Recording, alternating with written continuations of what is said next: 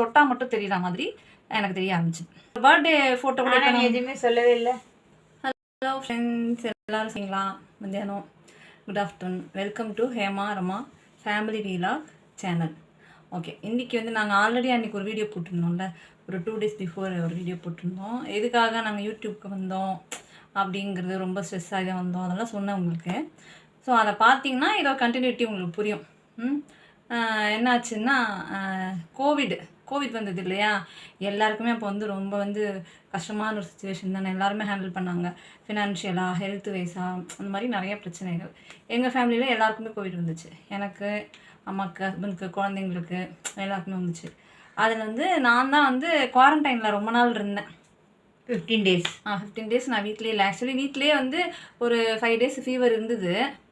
ஆனால் கோவிட் அந்த இதில் கூட்டிகிட்டு போகல, கோவிடாக இருக்காது அப்படிங்கிற மாதிரி கூட்டிகிட்டு போகல. அதுக்கப்புறம் கோவிட் டெஸ்ட் வந்தோடனே பண்ணிட்டோம். முதல்ல ஒரு வாட்டி கோவிட் டெஸ்ட் எடுத்தோம், அதில் நெகட்டிவ்னு வந்துருச்சு. ஆமாம், அந்த கார்பரேஷனில் எடுப்பாங்க, நெகட்டிவ்னு வந்தது. அதில் நெகட்டிவ் தான் வந்துச்சு.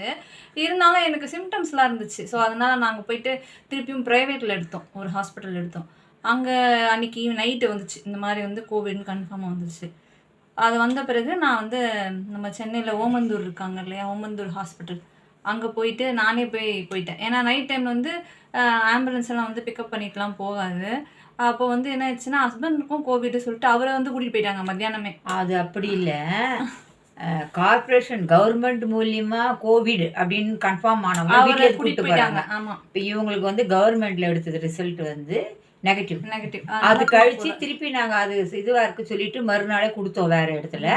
அது பாசிட்டிவ். அது எப்படின்னா, நெகட்டிவ் இவங்களுக்கெல்லாம் பாசிட்டிவ்னு இவங்களுக்கு கூட்டின்னு போன பின்னால்தான் இவங்களுக்கு வந்தது இது பாசிட்டிவ்.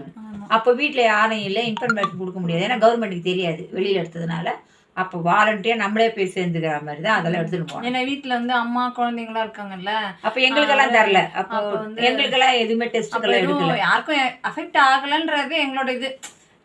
அப்புறம் நான் போன பிறகு தான் அந்த சிம்டம்ஸ்லாம் இவங்களுக்கு வந்திருக்கு. அது தெரியல எங்களுக்கு. அப்படி இல்லை, இவங்க 2 பேரும் கூட்டிகிட்டு போயிட்டாங்க. இப்போ இவங்களா போய் சேர்ந்துட்டாங்க, அவரே கூட்டிகிட்டு போயிட்டாங்க. உடனே வீட்டில் இருக்கிறவங்க எல்லாரும் டெஸ்ட் எடுத்து தான் ஆகணும்னு சொல்லி கவர்மெண்ட்டில் கார்பரேஷனில் எடுக்க சொன்னாங்க. அதனால் நாங்கள் 3 பேர், நானும் குழந்தைங்களும் ஒன்றா போய் டெஸ்ட் கொடுத்தோம். மறுநாள் என்ன குவாரண்டைனில் பார்த்தீங்கன்னா ஆல்மோஸ்ட் 14 days வைப்பாங்க இல்லையா, அது மாதிரி வச்சுருந்தாங்க. 2-3 நாள் ரொம்ப கான்ஷியஸே இல்லாமல் இருந்தேன். அப்புறம் ஆக்சிஜன்லாம் கூட எனக்கு வைக்கல. கேட்டால் இந்த ஏஜ் தானே, இவங்களுக்குலாம் என்னத்துக்கு, ரொம்ப ஏஜாக இருக்கவங்க, சுகர் இருக்கவங்க, அவங்களுக்கு தான் நாங்கள் வைப்போம் அப்படிலாம் சொன்னாங்க. வெறும் மாத்திரை மட்டும், டோலோ மட்டும் கொடுத்து போட சொன்னாங்க.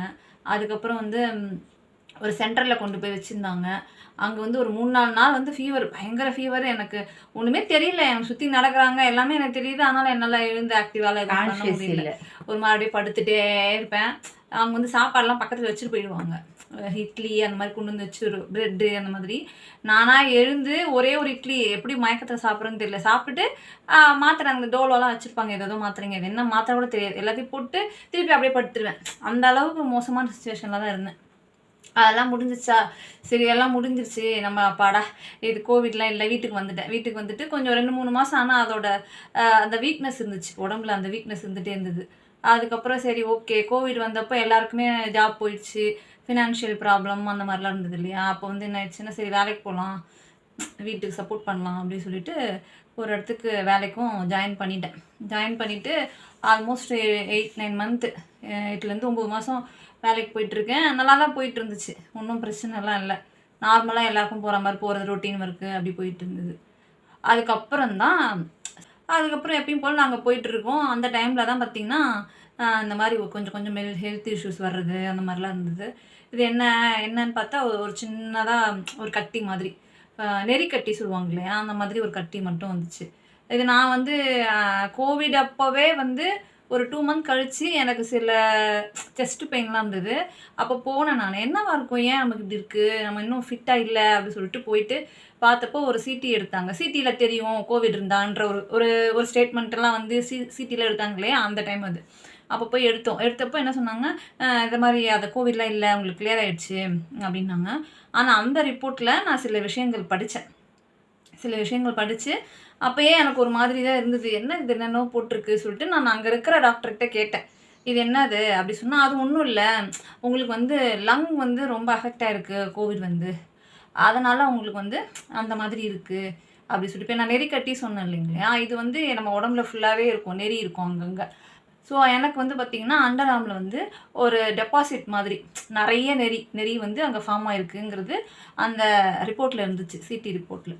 சரி, ஆனால் டாக்டர்கிட்ட கேட்கும்போது அவர் சொல்கிறது நியாயம் தானே. இப்போ வந்து எந்த இடத்துல நமக்கு பாதிப்பு இருக்கோ அது பக்கத்தில் இருக்க நெறியெல்லாம் வந்து சொல்லாகிறதுங்கிறது காமன் சொல்லிட்டாங்க அவங்க. ஸோ அதனால தான் போல இருக்குது சொல்லிட்டு நானும் அதை பெருசாக எடுத்துக்கல. ஜாப் போயிட்டே இருந்தேன். 6-7 மாதம் கழித்து அதில் இருந்த ஒரு நெறி வந்து எனக்கு வந்து கொஞ்சம் பெருசாக விசிபிளானா நான் பார்த்தா தெரியாது, எனக்கு தொட்டால் மட்டும் தெரியுற மாதிரி எனக்கு தெரிய ஆரம்பிச்சு. அப்புறம் வந்து நாங்கள் என்ன பண்ணோம், இது என்னன்னு தெரியல. அப்போ கூட நான் வந்து அது பெருசாலாம் எடுத்துக்கல. அம்மா தான் வந்து பயந்தாங்க, இது ஏன் அப்படி இருக்குது, நீ இப்போ முதல்ல ஹாஸ்பிட்டல் போனாங்க. ஆனால் நான் போகல. ஏன்னா வேலைக்கு போயிடும், லீவ் இருக்காது, டைமே கரெக்டாக இருக்கும். போகல. ஒன்றும் இருக்காதுமா அப்படின்னு சொல்லிட்டு நானும் அப்படியே கேர்லெஸ்ஸாக இருந்தேன். ஆனாலும் ஒரு 2-3 மாதம் அப்படியே பாஸ் ஆகிடுச்சு. அதுக்கப்புறம் என்ன ஏதுன்னு போய் பார்க்க ஆரம்பிக்கும் போது தான் எனக்கு என்ன பிரச்சனை அப்படிங்கிறது எனக்கு தெரிஞ்சுது. அது கூட ஆனால் அப்போவே எனக்கு தெரியும். என்னோடய பர்த்டே வந்துச்சு, ஏப்ரல் மாதம் என் பர்த்டே வரும். எனக்கு வந்து இந்த பிரச்சனை வந்து பிப்ரவரியிலேருந்தே ஸ்டார்ட் ஆகிடுச்சு. நான் ஹாஸ்பிட்டல் போயிட்டு வந்துட்டு இருக்கேன். அவங்க ஏதோ டெஸ்ட் எடுக்க சொல்கிறாங்க, எல்லாம் எடுக்கிறது எல்லாமே. அந்த டெஸ்ட்டில் சில விஷயங்கள் மென்ஷன் பண்ணியிருந்தாங்க. அதெல்லாம் பார்க்கும்போதே எனக்கு தெரிஞ்சிருச்சு, அதாவது இதான் என் பிரச்சனை அப்படிங்கிறது எனக்கு அப்போயே தெரிஞ்சிருச்சு. என்னோடய பர்த்டே ஃபோட்டோ கூட எதுவுமே சொல்லவே இல்லை. அப்போ நான் சொல்லலை. ஏன் சொல்லலைன்னா அம்மா ரொம்ப பயப்படுவாங்க, அது ஒரு பாயிண்ட்டு. இன்னொன்று எனக்குள்ளே இருந்துச்சு, அதெல்லாம் நமக்கே இருக்க போகுது, நம்ம இதெல்லாம் பார்த்து கன்ஃபியூஸ் ஆகக்கூடாது, தேவையில்லாமல் இந்த கூகுளில் பார்க்குறது அதெல்லாம் பண்ணக்கூடாது அப்படின்னு சொல்லிட்டு நான் என்ன பண்ணிட்டேன், அதை அப்படியே இக்னோர் பண்ணிட்டு நான் அவங்க சொல்கிற டெஸ்ட்டெல்லாம் மட்டும் லைனாக எடுத்துகிட்டே இருந்தேன். அதுக்கப்புறம் என்ன ஆச்சு, ரிவீல் ஆச்சு. அதுக்கப்புறம் நிறைய ஸ்ட்ரகிள் பண்ணோம். அதுவும் உங்களுக்கு ஒன்று ஒன்றா சொல்கிறேன். அது வந்து எனக்கு என்ன மென்ஷன் பண்ணியிருந்தாங்க அதெல்லாமும் நான் உங்களுக்கு அடுத்த வீடியோவில் அதை சொல்கிறேன். ஓகேங்களா? தேங்க்யூ, பாய்.